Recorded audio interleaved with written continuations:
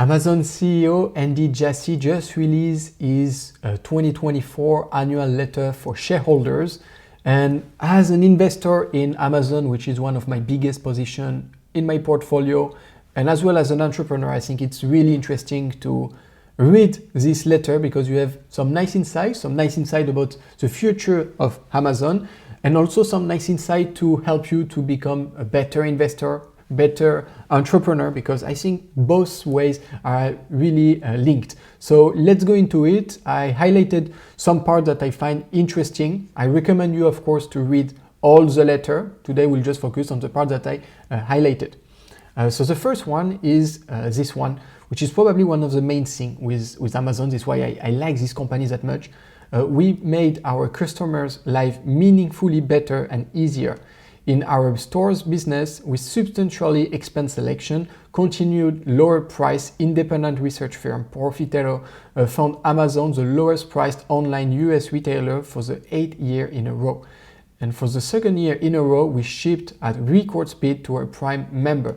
The fact that they are so focused about clients, it's really something that I like, other than, of course, than the growth of the company, the moat, and so on.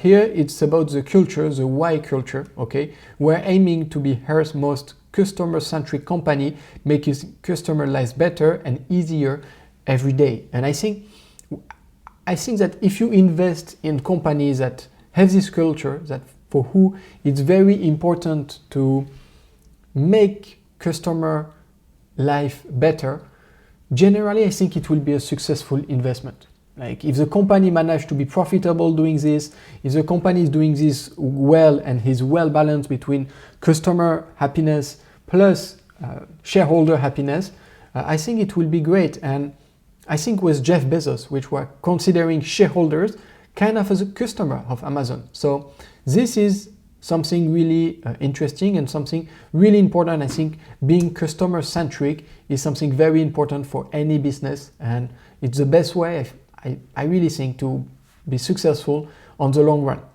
And something else, it's here's the leadership principles that they have. Okay, they have different one. First one, leaders are right a lot. Leaders are right a lot. They have strong judgment and good instinct. They seek diverse perspectives and work to disconfirm their beliefs. So it's same as an investor.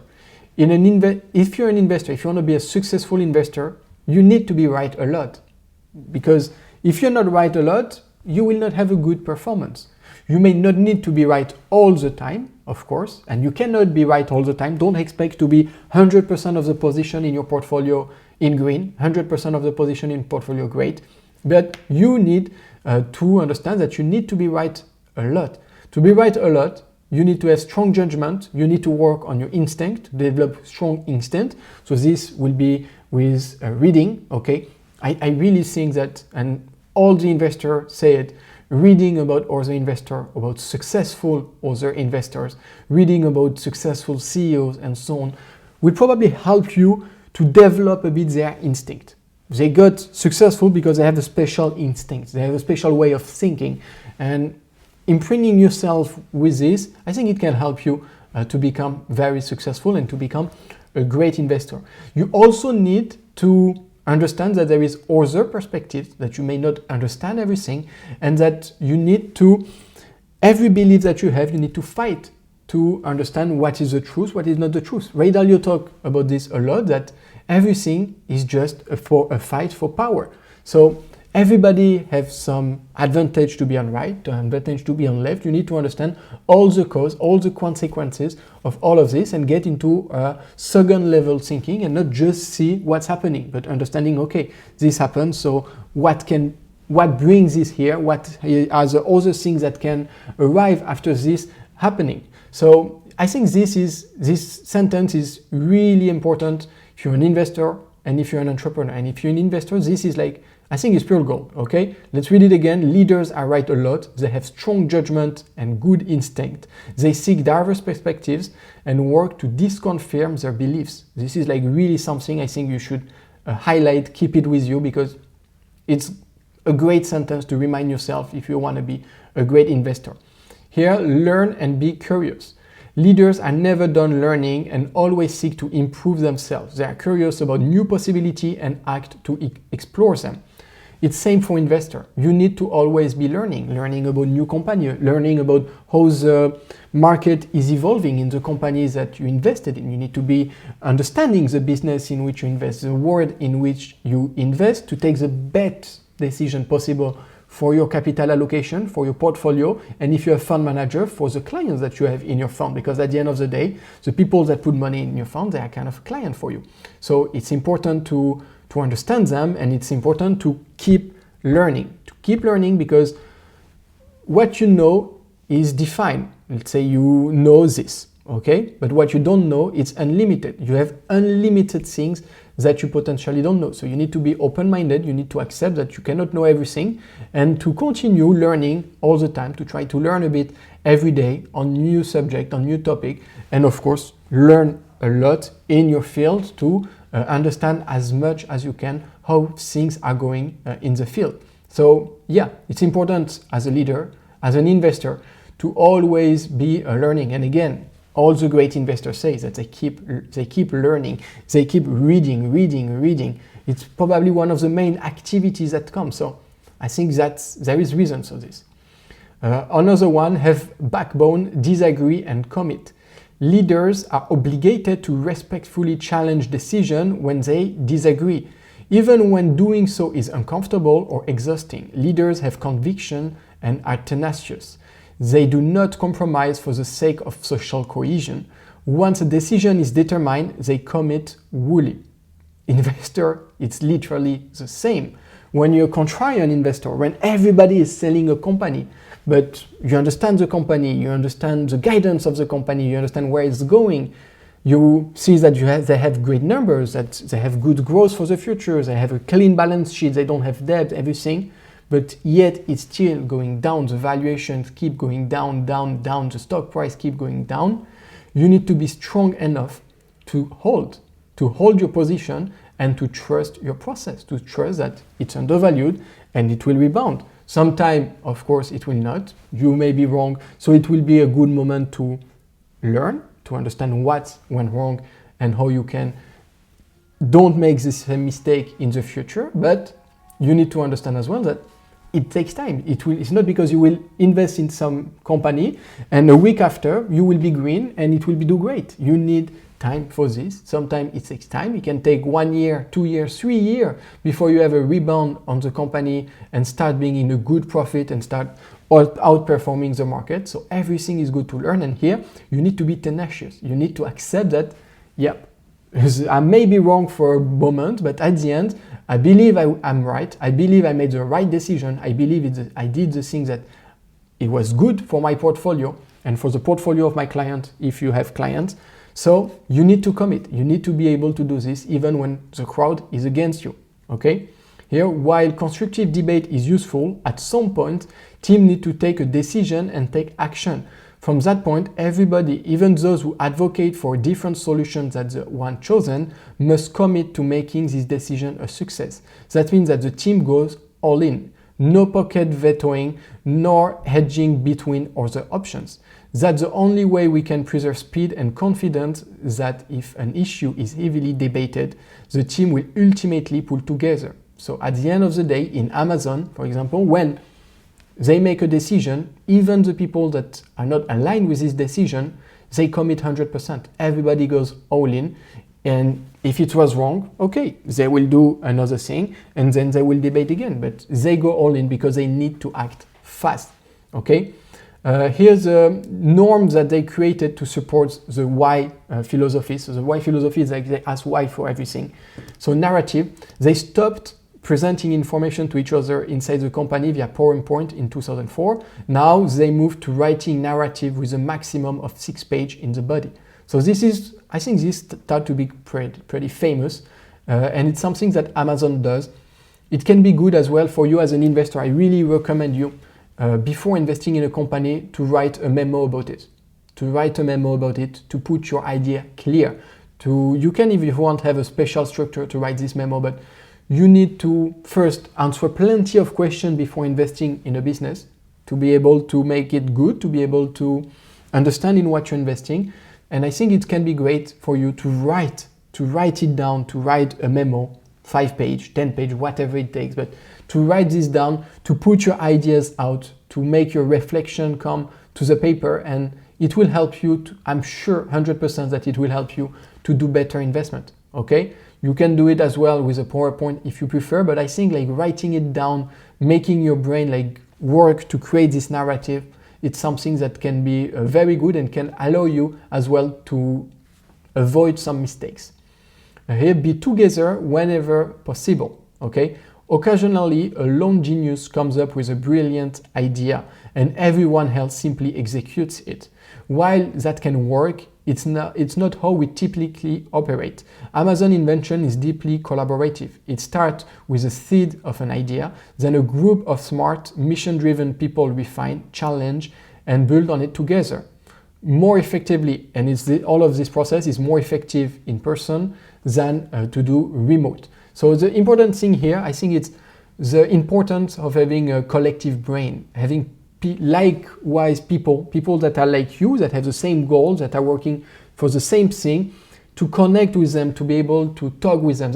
I think that's why community are such great things and important, and I think it's something really underrated now, because with online thing, with a lot of people working by themselves, I think like mastermind, online community, whatever, it's something great, especially when it's with people with the same goals than you, around the same level than you, because you can really discuss some idea. You can really discuss on some point, get new ideas, get new inspiration. Your energy will as well go up. And I think it's something that everybody should do as an entrepreneur, as an investor as well. Like good investment community, it's something interesting because it can challenge your investment ideas, and not like on social media and so on, when you will share, let's say, an investment idea and people will come in the comments say, oh, you're a piece of shit, like this is shit and so on. Here in a community like this, it will only be constructive. It will be only constructive, and I think this is great to make better decisions in investment.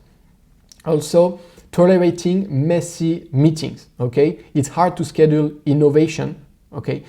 You can't book 60-minute event to create all of this.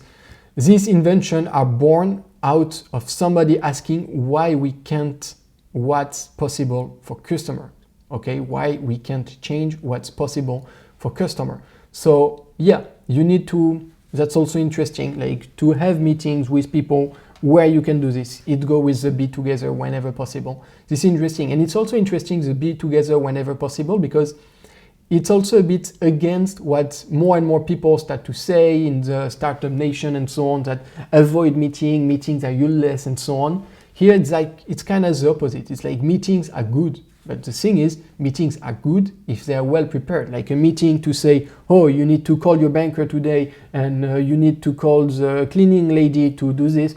Like, yeah, this is, I guess, pretty useless. But when you have meeting and you have like good-minded people in this meeting and it's only, there is a goal for everybody in the meeting, I think this can be a great thing. Yeah. Fourth, speed disproportionately matters for every business in every industry at all times. It's a false binary to argue that you can move fast or deliver high standard. This is something, I think it's something that I read a lot about entrepreneurship, that you need to launch fast.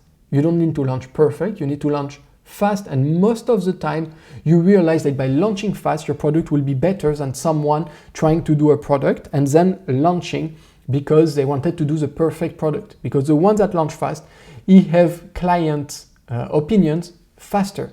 With client opinion, he can do a better product for the client. So if you're an entrepreneur and so on, I think this is a great advice. Don't try to be perfect, just try to launch fast. Of course, don't launch a piece of shit. Like if you want to launch, I don't know, a website to buy a Pokemon card, like obviously be able to buy a Pokemon card on your website. I'm not saying like just launch a website and then you will see. No, you need to have the main function on it, but you don't need to have it perfect. You don't need to have the perfect button color. You don't need to have the perfect design.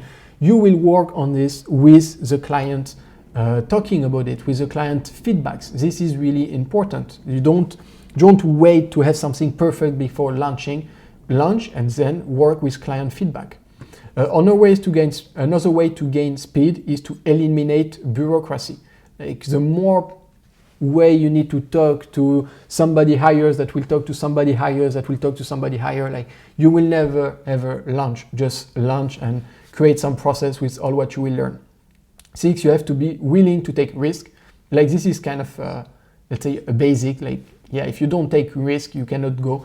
Like even as an investor, if you don't take risk and you just buy bonds, but like high quality bonds, like AAA bonds, yeah, you will never make a real return. But when you start investing in companies that are declining, that you have that the share price is declining, everybody's against this company, but your analysis says it's super undervalued, it's technically it's a risk in a sense that you go against the flow, okay? You go against the mass, the people. But in reality, it's not that much of a risk, because when you buy a great business at a discount price, the risk reward is way better than when you buy a good business at a good price, because at a good price you don't have much more to go and you have a lot to lose. But at a very low price you don't have any more much to lose, so it's way less riskier than what people think. It's scarier, yes, but riskier, not really. What else do I have? Here it's about AI, okay, but I buy AI is big, but why invest this much this quickly? So it's all about AI here. That's why there are more than 1,000 GenAI applications being built across Amazon, aiming to meaningfully change customer experience in shopping, coding, personal assistant, streaming video and music, advertising, healthcare, reading, and home devices, to name a few. So they're really focused on AI. Like 1,000 GenAI application already built with Amazon. It's pretty amazing. We spend this capital upfront, even though these assets are useful for many years. In the case of data center, for at least 15 to 20 years. So they spend potentially really a lot. You see the capex from Amazon, okay? But this capex will be useful for 15 to 20 years. So this creates a big safety if you think long term. If you think short term, yeah, you don't like. But if you think long term, it's something that should create great return, okay? So here, which lead to attractive long-term free cash flow and return on invested capital. Why do chips and AI have to be this expensive for customer? Okay, here you say like AI does not have to be as expensive as it is today, and it won't be in the future. Here they talk about their own AI chip.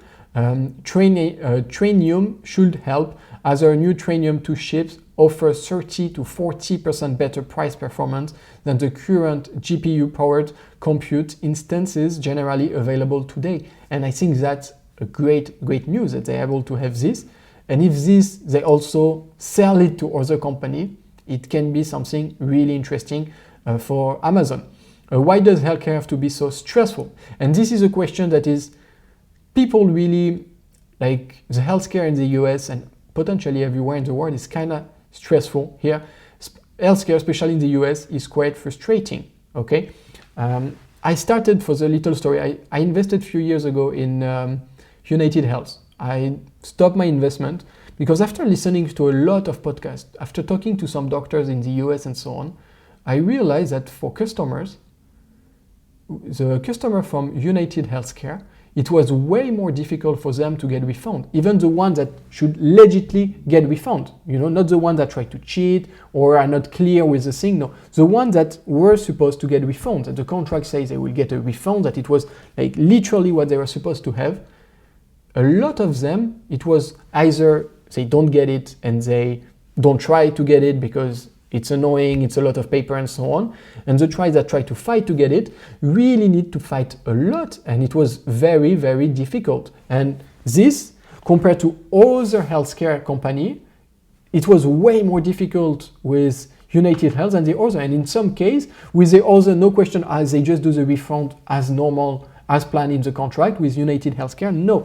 So when I started reading all about all of this, listening to those podcasts and so on, I really decided to get out of this because it doesn't represent the value of business I want to invest in. I want business that are customer centric, that create good things for customer.